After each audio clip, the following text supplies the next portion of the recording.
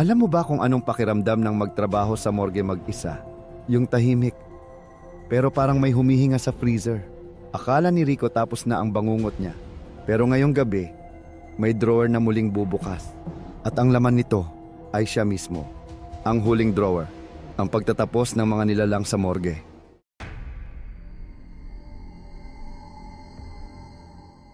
Ako si Rico, 34 years old.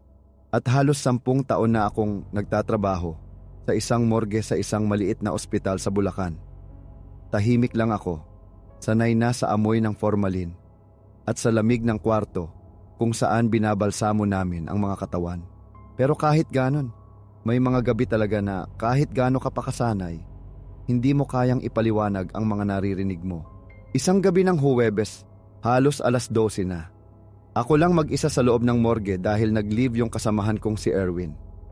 Kakatapos ko lang mag-ayos ng katawan ng isang lalaki na namatay sa car accident.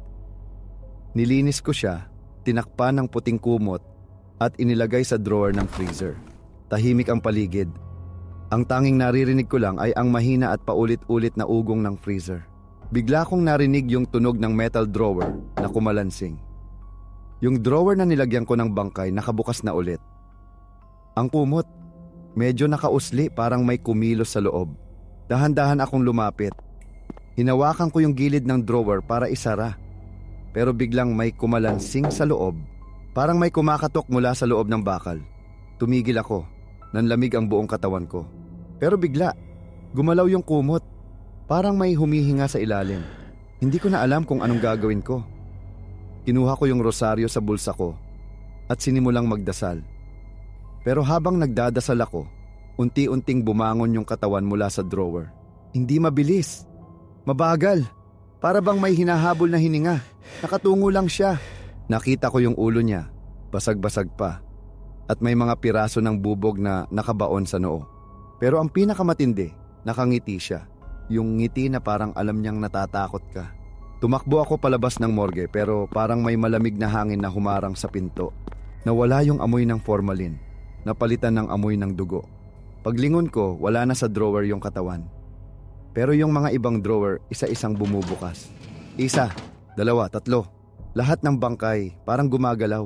Yung mga kamay nila, sabay-sabay na dahan-dahang bumababa sa gilid ng mga drawer. May tumatawa, may umuungol, may nagwi-whisper ng pangalan ko. Rico? Rico? Lumapit ako sa likod na pinto. Pero doon ko siya nakita.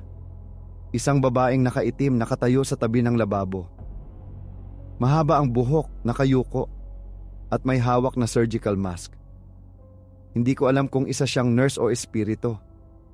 Pero nung tumingin siya sa akin, itim lahat ng mata niya. Bakit mo siya ginising? Tapos narinig ko ulit yung drawer na kumalansing. Paglingon ko, wala na yung babae. Pero naroon na ulit yung bangkay nakabalik sa drawer. Kinabukasan, tinanong ko yung guard kung may narinig siya kagabi. Oo, may kumalabog sa morgue. Akala ko nag-aayos ka lang ng bangkay. Pero nang bumalik ako sa loob, may nakita akong maliit na papel sa ibabaw ng drawer. May dugo sa gilid at may nakasulat lang ng lapis. Salamat sa pagtulong, Rico. Hindi ko alam kung saan galing yon. At mula noon, tuwing gabi, naririnig ko pa rin yung mahina at pamilyar na tunog. Matapos ang gabing yon, nag-resign ako bilang morgue attendant. Hindi ko na kinaya yung mga naririnig at nakikita ko sa ospital. Pero makalipas ang halos 1 taon, tinawagan ako ni Dr. Sarmiento, yung pathologist namin dati. May bago raw silang trainee na biglang nag-resign matapos ang 3 araw. May mga kakaibang pangyayari daw ulit sa morgue. Ayaw ko na sanang bumalik, pero nung narinig ko yung sinabi ni Doc, Rico, may bangkay dito na hinahanap ka. Nanlamig ako. Pagbalik ko sa ospital, parang walang nagbago. Yung ilaw sa hallway, madilaw pa rin. Yung sahig, amoy Clorox at lumang dugo. Pero nung binuksan ko yung pinto ng morgue, may kakaibang lamig na dumampi sa balat ko. Hindi ito yung lamig ng aircon o freezer. Ito yung lamig na parang humihinga. Nilapitan ako ni Doc. Rico, ito yung sinasabi ko. Tinuro niya yung isang bangkay sa gitnang mesa. Isang babae. Bata pa, siguro mga 20 anyos. Puno ng sugat, may tali sa leeg at parang tinorture. Habang tinitingnan ko, napansin ko yung marka sa braso niya. 3 linya na parang kinayod ng kuko. Kagabi, narinig ng guard na may bumubukas ng freezer pero nung chinek, sarado naman lahat. Pagbalik niya sa mesa, ganyan na ang itsura niyan. Para bang gumalaw. Naramdaman kong bumigat ang hangin sa paligid. Habang inaayos ko yung mga gamit, biglang may narinig akong mahinang boses. Rico? Hindi sigurado kung sa isip ko lang. Pero nang tumingin ako sa paligid, tahimik lang si Doc, nakatutok sa report. Tapos yung pamilyar na tunog sa drawer. Lumapit ako sa freezer, drawer 7. Yung dating pinaglagyan ng bangkay na nagpasalamat sa akin noon. Binuksan ko, walang laman. Pero may papel ulit sa loob. May dugo sa gilid at nakasulat ng lapis. Bakit mo iniwan? Kinagabihan, ako ulit ang naiwan sa morgue. Hindi ko alam kung bakit pumayag akong mag-overtime. Siguro gusto ko lang masigurong tapos na talaga lahat. Pero habang nagbabalot ako ng katawan, nakita kong gumagalaw yung kurtina sa may lababo. Walang hangin, pero parang may taong dumadaan. At nang tumingin ako, nandoon siya. Yung babaeng nakaitim na nakita ko noon, nakayuko. Pero ngayong gabi, may hawak siyang rosaryo. Lumapit siya sa akin. At sa napakalamig na boses, Hindi siya bangkay, Rico. Nilalang siya.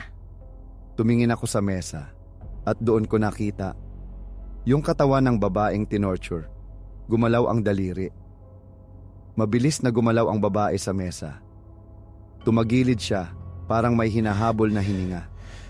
Bumuka yung bibig, pero imbis na hangin, itim na likido ang lumabas.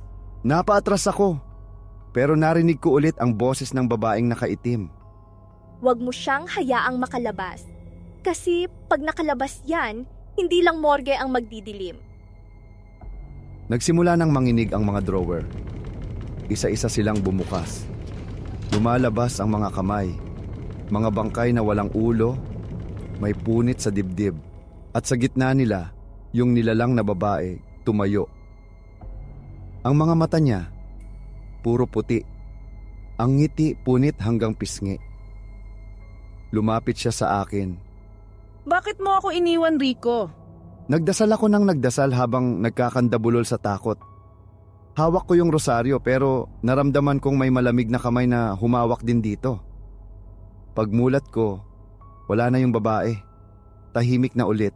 Pero sa mesa, naiwan yung katawan niya. Ngayon ay ganap ng patay. Walang galaw. Parang walang nangyari. Sa tabi niya, may rosaryong ginto.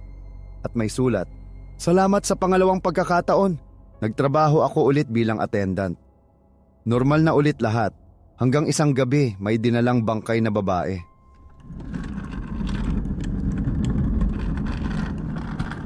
Aksidente raw sa kalsada. Nang tinanggal ko yung puting tela sa mukha niya, napahinto ako. Yung muka, yung hiwa sa labi, yung 3 markang parabang kinayod ng kuko sa braso. Siya yon, yung babaeng nilalang sa freezer. Pero imposible, patay na siya. Tinignan ko yung logbook, pangalan Marina, edad 22, address San Miguel, Bulacan, parehong lugar kung saan nangyari ang unang insidente. Gabi-gabi, habang mag-isa ako, naririnig ko ulit yung kalinsing sa drawer. Pero iba ngayon, may kasamang tinig ng babae. Mahinang boses, paulit-ulit. Bakit mo ako iniwan, Rico? Bakit mo ako iniwan, Rico? Minsan, nakikita kong gumagalaw yung anino sa ilalim ng pinto. May tumatayo pero pag sinilip mo, walang tao. Hanggang isang gabi nag-brown out. Ang lamig sa loob ng morgue.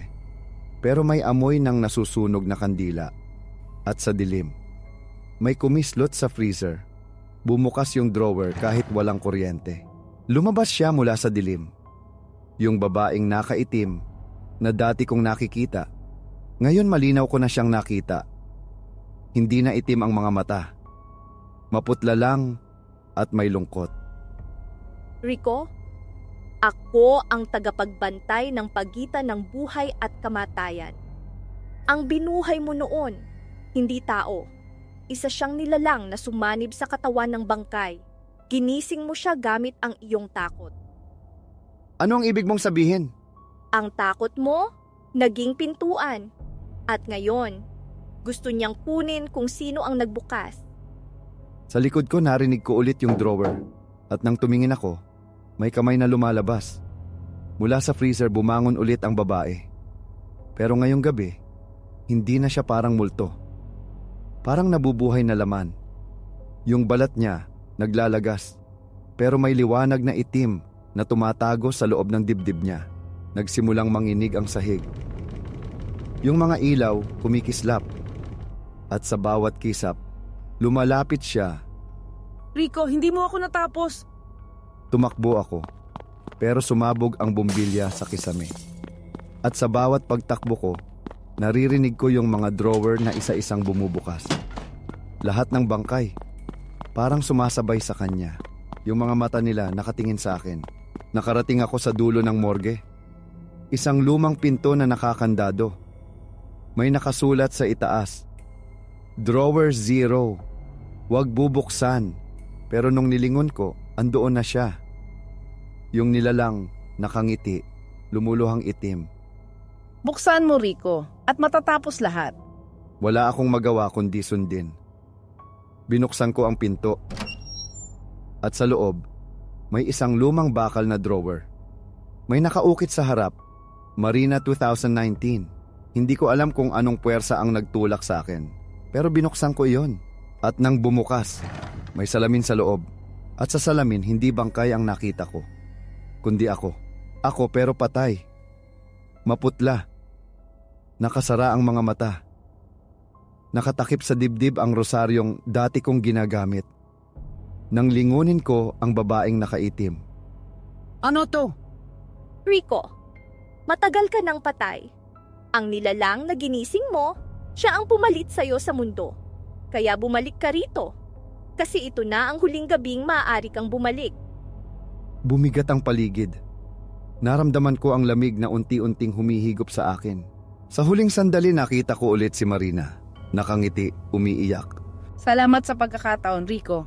At tuluyang sumara ang drawer 0.